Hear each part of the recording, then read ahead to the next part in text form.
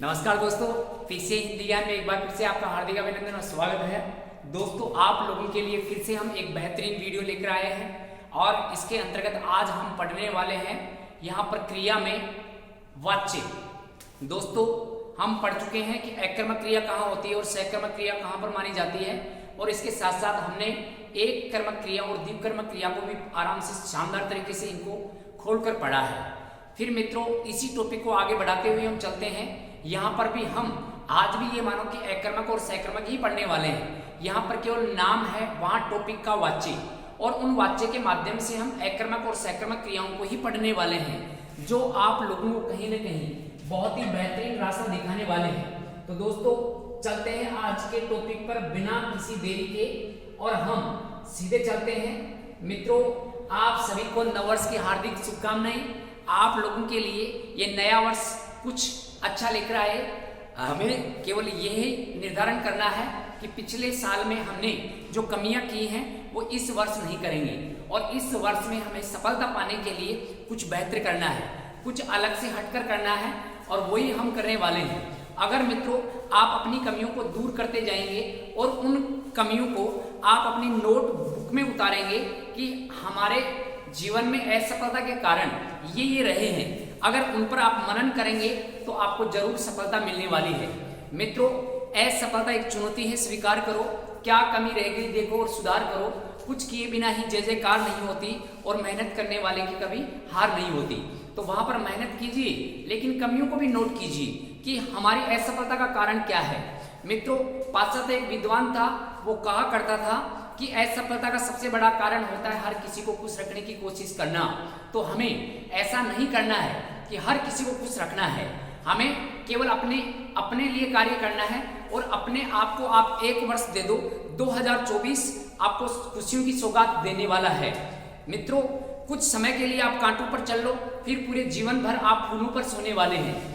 ये सीधी सी बात है कि कुछ समय हम कठिन रास्तों पर चलेंगे तो आजीवन हम सरल रास्ते हमें मिलने वाले हैं, और वो हम जब तपस्या करेंगे, ठानेंगे, मेहनत करेंगे, तब ये होने वाला है।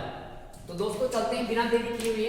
क्रिया चल रही है, और क्रिया का जो प्रयोग होता है, इस प्रयोग के आधार पर यहाँ पर वाक्य में जो क्रिया का प्रयोग होता है, उसी आधार पर वाक्य को ही मित्रों क्या कहा जाता है? वाच्य कहा जाता है। सीधी सी बात यह है कि वाक्य को वाच्य कहते हैं, वहां पर क्रिया के प्रयोग के आधार पर वाक्य को वाच्य कहा जाता है। वाच्य तीन प्रकार के होते हैं: कृत्रिवाच्य, कर्मवाच्य और भाववाच्य। मित्रों, एक बार हम बिल्कुल शॉर्ट तरीके से समझने का प्रयास करते हैं। बात यहाँ क्रिया की हो रही है। बात किसकी हो रही है दोस्तों? क्रिया की। अगर यह क्रिया कृत्रि का मतलब अर्थ होता है कर्ता। कृत्रि का अर्थ क्या होता है दोस्तों? कर्ता होता है। अगर वाक्य में क्रिया कर्ता के अनुसार आए तो कृत्रिवाच्य हो जाएगा, और अगर वाक्य में क्रिया कर्म के अनुसार आए तो क्रमवाच्य हो जाएगा, और वाक्य में क्रिया अगर भावों के अनुसार प्रयुक्त होती है तो भाववाच्य माना जाता है। मित्रों, कृत्रिवाच्य सदैव एककर्मक भी हो सकते हैं और सहकर्मक भी हो सकते हैं, जबकि कर्मवाच्य केवल सहकर्मक होते हैं और भाववाच्य केवल एककर्मक होते हैं। तो इसका मतलब ये हुआ कि वही टॉपिक हमें विस्तार दे रहा है कि कहां पर एककर्मक और सहकर्मक क्रियाएं जो वाच्य के माध्यम से भी पूछी जा सकती हैं। तो मित्रों, यहां पर चलते हैं आगे, और आगे बढ़कर हम देखते हैं कि कैसे कैसे प्रश्न पूछे जा सकते हैं। यहाँ पर मित्रों पहले नंबर पर लिखा हुआ है कृत्रिवाच्य, और अभी आपको बताया कृत्रि का अर्थ होता है दोस्तों कर्ता। कृत्रि का अर्थ क्या होता है? कर्ता। और बात हो रही है क्रिया की। तो यहाँ पर देखते हैं कि कर्ता क्रिया को किस प्रकार से प्रभावित करता है, और उसी आधार पर यहाँ पर कृत्रिवाच्य कहलाएगा। जिन वाक्यों में क्रिया कृत्रि का मतलब होता है कर्ता।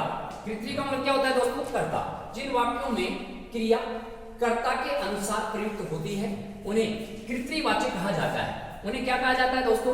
कृत्रिवाच्य। मतलब यह है कि अगर कर्ता का लिंग वचन हम बदल देंगे तो क्रिया का भी लिंग वचन बदल जाए, तो वहां पर ये कृत्रिवाच्य हो जाएगा।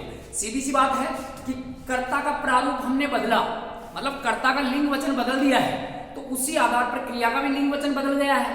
तो कर्ता के अनुसार क्रिया आ रही है, कर्ता के अनुसार क्रिया भी बदलेगी, तो कृत्रिवाच्य रहने वाला है। अब देखते हैं मित्रों, ये लिखा है अर्थात यहाँ पर कर्ता का लिंग वचन बदलने पर क्रिया का भी लिंग वचन बदल जाता है तो उन्हें मित्रों क्या कहते हैं, कृतवाच्य कहते हैं या उन्हें कृतवाच्य माना जाता है। फिर और हमने यहाँ पर समझाने के लिए आप लोगों को ब्रैकेट में यहाँ लिखकर समझाने के लिए लिखा हुआ है, कर्ता का प्रारूप बदलने पर क्रिया का भी क्या बदल जाए दोस्तों, प्रारूप बदल जाए। वहां पर क्रिया का प्रारूप भी बदल जाता है तो वो वाच्य कृतवाच्य कहलाते हैं। उदाहरण देखिए दोस्तों, कैसे कृतवाच्य कहला सकते हैं। अब एक बात और आपको ध्यान रखनी है कि कृतवाच्य यहाँ पर ये एकर्मक भी हो सकते हैं और सकर्मक भी हो सकते हैं। शर्त क्या है, शर्त यही है कि कर्ता के अनुसार क्रिया बदलनी चाहिए, तो वहां पर वो वाक्य सकर्मक भी हो सकता है और एकर्मक भी हो सकता है। समझने के लिए ध्यान देना, यहाँ पर लिखा है कर्ता इसमें सीता है और सीता दोस्तों स्त्रीलिंग है। सीता खाना खा रही है, सीता खाना खा रही है, तो सीधी सी बात है सीता स्त्रीलिंग शब्द आया है तो क्रिया भी बदलेगी, स्त्रीलिंग के रूप में ही प्रयुक्त होगी।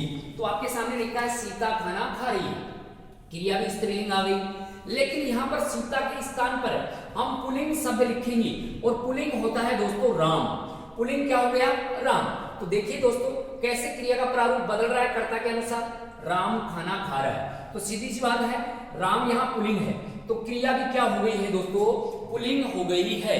तो ऐसे ही ये वाच्य कृतवाच्य माने जाते हैं। अब यहाँ पर वचन बदल कर देख लेते हैं, बहुवचन में करते हैं। देखो कर्ता को, बच्चे खाना खा रहे हैं, तो दोस्तों यहाँ पर देखिए क्रिया के प्रारूप तीनों जगह बदले हैं। मतलब यह है कि क्रिया के प्रारूप कर्ता के प्रारूप के अनुसार आए हैं, इसी वजह से यह कृतवाच्य रहने वाला है और ये हम पीछे पढ़ चुके हैं। यहाँ पर देखिए दोस्तों क्या खा रही है, खाना। क्या खा रहा है, खाना। क्या खा रहे हैं, खाना। तो यहाँ पर खाना कर्म है, खाना क्या है दोस्तों, कर्म। अर्थात यहाँ पर ये वाक्य सकर्मक क्रिया वाक्य रहने वाले हैं। वाक्य भी हो गए और वाच्य भी हो गए हैं। कैसे वाक्य हैं, सकर्मक वाक्य हैं। क्या एकर्मक वाक्य भी ऐसे हो सकते हैं। देखिए बच्चा हंस रहा है, बच्चा हंस रहा है, क्या हंस रहा है, कोई उत्तर नहीं है। क्या हंस रहा है, कोई उत्तर नहीं है। और ऐसे अगर मान लो कर्म के रूप में कोई उत्तर नहीं मिले तो वाक्य एकर्मक माना जाता है। बच्चा हंस रहा है, अब बच्चा के स्थान पर लिखिए बच्ची।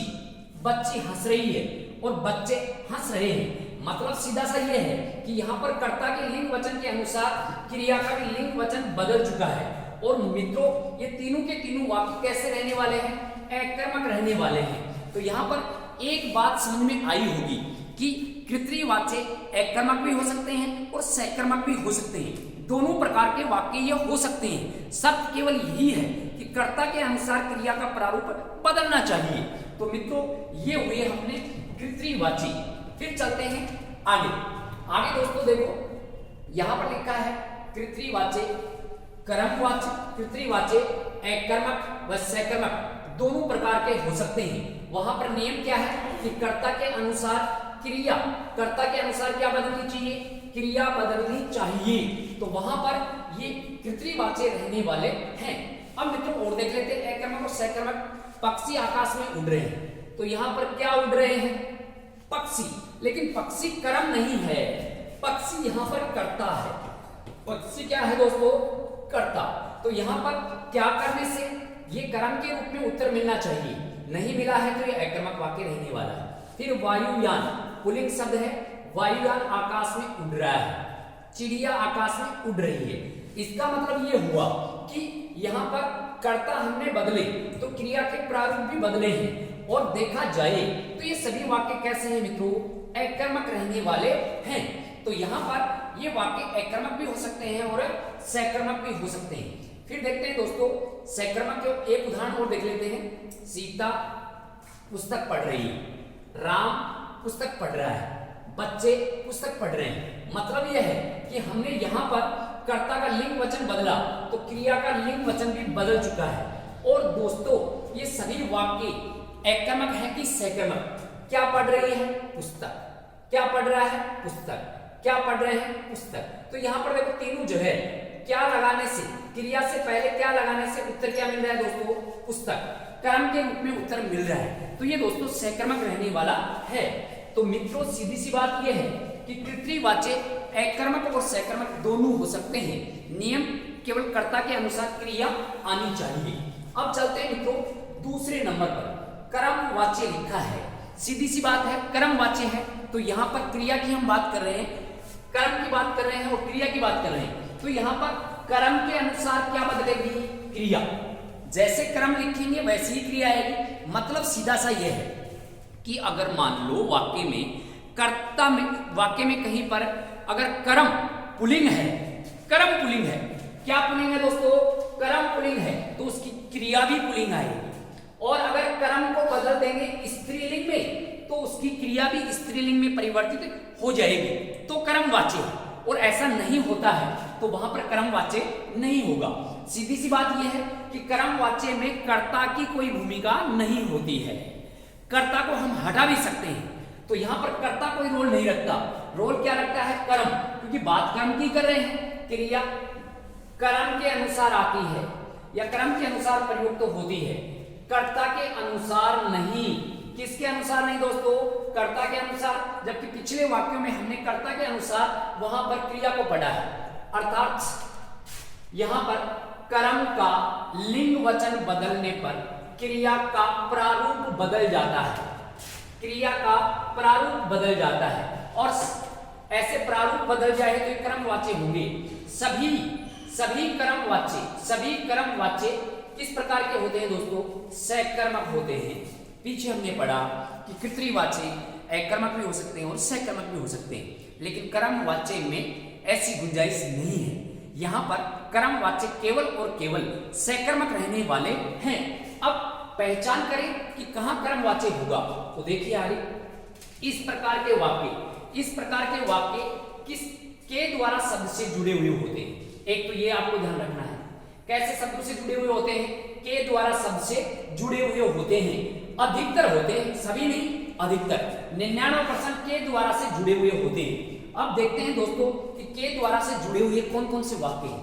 राम के द्वारा, देखो के द्वारा आ गया, सीता के द्वारा, बच्चों के द्वारा। तो सीधी सी बात हमने पहचान ली कि के द्वारा आ गया, और जहां के द्वारा आ जाए तो वह वाक्य कैसे होंगे? सकर्मक होंगे। एक बात तो ये, और के द्वारा आ जाए तो वहां पर कैसा वाक्य होगा दोस्तों? कर्मवाच्य होगा। कैसा वाच्य रहने वाला है? कर्मवाच्य। अब समझिए, देखिए पीछे हमने कर्ता बदला तो क्रिया भी बदली। अब यहां पर देखो राम पुल्लिंग है और राम पुल्लिंग है तो यहां पर ये पढ़ा गया ऐसा शब्द लिखा है। अब राम के स्थान पर हम स्त्रीलिंग लिखते हैं सीता। सीता के द्वारा अखबार पढ़ा गया, बच्चों के द्वारा अखबार पढ़ा गया और राम के द्वारा अखबार पढ़ा गया। क्रिया में कोई परिवर्तन नहीं हो रहा है, तो मित्रों ये कर्मवाच्य है। कब परिवर्तन होगा? जब इस कर्म को हम बदलेंगे। मतलब अखबार यहाँ पुल्लिंग है और इस पुल्लिंग के स्थान पर हम स्त्रीलिंग लिखेंगे, तब वो क्रिया स्त्रीलिंग बनेगी। तो क्रिया को प्रभावित कौन कर रहा है? कर्म कर रहा है दोस्तों। अब देखते हैं आगे, यहाँ पर देखिए ये किताब आ गई और किताब स्त्रीलिंग है। किताब कैसा शब्द है? स्त्रीलिंग। तो यहाँ पर देखो क्रिया भी बदलेगी क्योंकि हमने कर्म बदल दिया है। यहाँ कर्ता का कोई प्रभाव नहीं होता। सीता के द्वारा किताब पढ़ी गई, राम के द्वारा किताब पढ़ी गई, बच्चों के द्वारा किताब पढ़ी गई। तो दोस्तों यहाँ पर ये पढ़ी गई ऐसे कैसे प्रयुक्त हो रहा है? क्योंकि यहाँ पर हमने अखबार से हमने किताब किया तो एक क्रिया बदली। यहाँ पर क्रिया को प्रभावित कौन कर रहा है? कर्म कर रहा है। कर्ता का कोई प्रभाव नहीं है क्योंकि कर्ता हमने बदल कर देख लिए। देखो इसका कोई प्रभाव नहीं है। तो जहां पर भी के द्वारा आ जाए सभी वाक्य कैसे होंगे दोस्तों? ये सकर्मक क्रिया वाक्य रहने वाले हैं। तो ऐसे ही सकर्मक क्रिया वाक्य चल रहे हैं। देखिए अभी भी एकर्मक और सकर्मक ही हम पढ़ रहे हैं मान लो, तो ये वाक्य कर्मवाच्य के अंतर्गत होते हैं। लेकिन के द्वारा नहीं आए तो हम कैसे पहचान करेंगे? यहाँ पर कर्ता का लोप भी किया जा सकता है क्योंकि कर्ता का कोई रोल नहीं होता, अतः कर्ता का लोप भी किया जा सकता है और लोप करने पर वहां पर हम निर्धारण करेंगे। जैसे वाक्य में कर्ता का कोई प्रभाव नहीं होता। तो दोस्तों ऐसा ही उदाहरण आपके सामने लिखा है, देखिए। और ऐसे उदाहरण में हम ये भी देखेंगे कि एकर्मक है कि सकर्मक। ये सभी सकर्मक होते हैं। पुस्तक पढ़ी गई, सीधा वाक्य आ गया, पुस्तक पढ़ी गई। अब बताइए क्या है? कर्ता तो इसमें है ही नहीं, लेकिन हम जोड़कर देख सकते हैं राम के द्वारा राम के द्वारा, तो अगले ने राम के द्वारा है इसका लोप कर दिया, क्योंकि इसका कोई प्रभाव ही नहीं है, प्रभाव नहीं है तो कर्ता को हटा लिया है, तो कर्ता इसमें कोई रोल नहीं रखता, रोल किसका होता है, कर्म का। तो यहाँ पर पुस्तक पढ़ी गई, बिल्कुल ये सहकर्मक क्रिया वाक्य है और ये कर्मवाच्य है। घोड़ा खो गया, क्या खो गया दोस्तों, घोड़ा। अब यहाँ पर ऐसे लिखा जा सकता है, राम का घोड़ा खो गया, सीता का घोड़ा खो गया, बच्चों का घोड़ा खो गया। तो दोस्तों यहाँ पर घोड़ा खो गया है लेकिन कर्ता का कर दिया गया है लोप, तो कर्ता कोई प्रभावित नहीं होता। ऐसे ही मित्रों देखो आगे सामने लिखा है, तालाब बनवाया गया, क्या बनवाया गया मित्रों, तालाब। तो तालाब यहाँ कर्म है, किसके द्वारा बनाया गया, किसी ने किसी के द्वारा तो बनाया गया है, कर्ता का लोप कर दिया गया है। ये वाच्य सहकर्मक होंगे और ये कर्म वाच्य के अंतर्गत जाएंगे। देखो वाक्य को जोड़ सकते हैं, सरपंच के द्वारा तालाब बनवाया गया, नगर पालिका अध्यक्ष के द्वारा तालाब बनाया गया, या मान लो विधायक के द्वारा तालाब बनवाया गया। तो ऐसे ये तालाब बनवाया गया, कर्ता का लोप कर दिया क्योंकि कर्ता यहाँ कोई प्रभावित नहीं होता है। तो ऐसे दोस्तों ऐसे वाक्य भी आपके सामने आ सकते हैं और ये सभी वाक्य सहकर्मक रहने वाले हैं, क्योंकि सभी कर्मवाची, सारे के सारे कर्मवाची ये सहकर्मक ही होते हैं। अब मित्रों चलते हैं आगे, और तीसरा इसमें है भाववाच्य, और जो वाच्य के पड़ाव में ये अंतिम दौर होगा जो हम वाच्य को समाप्त करने वाले हैं। अब यहाँ पर मित्रों जिस प्रकार से कर्मवाच्य में के द्वारा शब्द वाले ज्यादा याद किए हैं, उसी प्रकार भाववाच्य में यहाँ पर कौन सा शब्द आएगा, से और नहीं। देख लो दोस्तों, एक तो से आएगा और एक क्या आएगा दोस्तों, नहीं। अर्थात जिन वाक्यों में से और नहीं आता है वो वाक्य अकर्मक होंगे, क्योंकि सभी भाववाच्य केवल और केवल कैसे होते हैं, अकर्मक होते हैं। यहां पर उदाहरण देख लेते हैं, उससे, तो से आ गया दोस्तों, उससे हंसा नहीं जाता, तो नहीं आ गया, राम से चला नहीं जाता और सीता से चला नहीं जाता। अब देखिए मित्रों यहां पर हमने कर्ता बदल दिया है, फिर भी क्रिया पर कोई प्रभाव नहीं है, लेकिन से नहीं आ गया तो भाव का प्रभाव है। तो ये सभी भाववाच्य रहने वाले हैं और ये सभी भाववाच्य अकर्मक होते हैं, मतलब जिन भाववाच्यों में से के साथ में नहीं आ जाए तो वो वाक्य अकर्मक होते हैं। कैसे होते हैं दोस्तों, अकर्मक होते हैं। और देख लेते हैं इसे, कोई जरूरी नहीं है, जिस प्रकार से पीछे हमने के द्वारा के अलावा भी कुछ वाक्य पढ़े हैं, ठीक उसी प्रकार से और नहीं इसके अलावा भी कुछ वाक्य आ सकते हैं, लेकिन वाक्य में भावों का प्रभाव होता है, भावों वाली क्रियाएं होती हैं, मतलब क्रियाएं भावों को प्रभावित करती हैं, तो भाववाच्य माना जाता है। जैसे किसी ने कहा हमें मेहनत करनी चाहिए, हमें मेहनत करनी चाहिए, तो ऐसे ये भाव है, मेहनत करनी चाहिए। हमें चलना चाहिए, हमें चलना चाहिए। देखिए हमें मेहनत करनी चाहिए, सीता मेहनत करनी चाहिए, राम मेहनत करनी चाहिए, तो कहीं पर एक क्रिया बदल नहीं रही है, फिर भी हम बात करें तो ये भाव आ गया है। और भाववाच्य सभी किसमें आते हैं दोस्तों, अकर्मक के अंतर्गत आते हैं। हमें सोचना चाहिए, हमें सोचना चाहिए, कोई जरूर नहीं कि 100% से और नहीं आए, इनके अलावा ऐसे वाक्य भी आ सकते हैं जो भावों को प्रकट कर रहे हैं, और ऐसे वाक्य सभी दोस्तों अकर्मक रहने वाले हैं। ये भी पढ़ रहे हैं साथ साथ कि ऐसे वाक्य अकर्मक होते हैं, हमें सोचना चाहिए।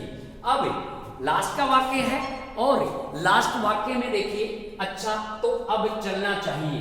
दोस्तों वक्त हो चुका है, अच्छा तो अब चलना चाहिए, ऐसा वाक्य हमने बोला तो ये भाव प्रकट हुए हैं और भावों के आधार पर यहाँ पर ये वाक्य प्रयुक्त हुआ है। तो मित्रों यहाँ पर ये भाववाच्य होता है। वाच्य तीन प्रकार के होते हैं, कृत्रिवाच्य, कर्मवाच्य और भाववाच्य। एक बार मित्रों यहाँ पर इन वाच्यों को विस्तार से देखिए, फिर आपकी जो बुकलेट है उसमें आप मेल कीजिए कि कहीं पर ये मेल खा रहे हैं क्या, समझ में आ रहा है क्या। बुकलेट में ज्यादा समझ में आ रहा है कि यहाँ आ रहा है, आप निर्धारण कर सकते हैं। ऐसे आप इनको खोलकर पढ़ सकते हैं दोस्तों, और ऐसे अपने टॉपिक को हम क्लियर कर सकते हैं। ठीक है मित्रों, नववर्ष की एक बार फिर से आपको हार्दिक शुभकामनाएं, सभी का हार्दिक अभिनंदन कि आप लोगों के लिए नववर्ष एक बहुत ही खुशियों की सौगात लेकर आई। ऐसी हम कामनाएं करते हैं, ऐसी हम आपको शुभकामनाएं देते हैं। ठीक है मित्रों, जय हिंद जय भारत।